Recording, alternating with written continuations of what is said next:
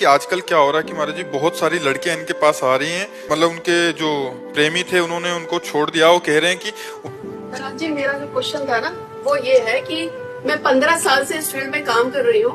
मेरे पास बहुत ज्यादा लड़कियां आई है, आपसे कहती है कि मेरे बॉयफ्रेंड ने शादी कर ली है, उसके बाद भी वो कहता है एक दिन मैं अपनी बीवी को तलाक देकर तुझसे शादी करूंगा, इसलिए तू कहीं मत जा, मेरे से बात करती रहा। ऐसी बच्चियां जो अपने जीवन को बर्बाद कर रही हैं, जो व्यक्ति हमारा नहीं हुआ दूसरे का पाणी ग्रहण कर लिया और उसका भी नहीं होना चाहता, फिर मुझे प्रयोग करना चाहता है, ऐसे बहुत फ्रॉड लोग होते हैं। ऐसे लोगों की बातें न माने, वो प्रेमी लोग नहीं।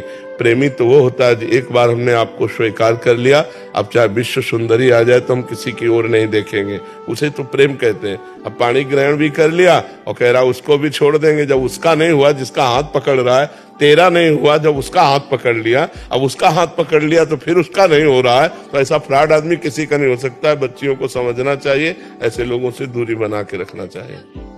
अब जो रिवाज चल रही ना, बॉयफ्रेंड ब्रेकअप, तो ये क्या चल रहा है? ये बेविचार का तो खुला निमंत्रण है।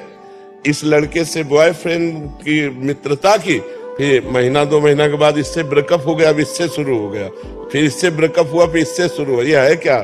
तो ये सब बातें, बहुत गंदगी फैल रही है हमारे समाज में। बच्चे समझते नहीं, अपने जीवन को खिलवाड़ में अपने जीवन को नष्ट कर रहे हैं। और एक इसको मनोरंजन समझ लिया, व्यभिचार को मनोरंजन समझ लिया, जिसे इज्जत मानी जाती थी, धर्म मर्यादा माना जाता था। मान लो हम कहते दोस्ती पाप नहीं है, किसी से भी कोई भी दोस्ती करो, लड़की लड़के से ही कर लो, लेकिन जब तक ब्याह ना हो तब तक पवित्र रहो। और ब्याह हो गया तो आजीवन उसी के होके रहो, तब तो बढ़िया नियम है। लेकिन ये तो नहीं कि आज इसे दोस्त बनाया, कल उसे बनाया, या कल उसे बनाए, ये ठीक नहीं। इससे बहुत हानि होती है। इसलिए अध्यात्म की जरूरत है हर व्यक्ति को। अगर थोड़ा विचार पवित्र हो तो ऐसा कैसे कर सकते हो?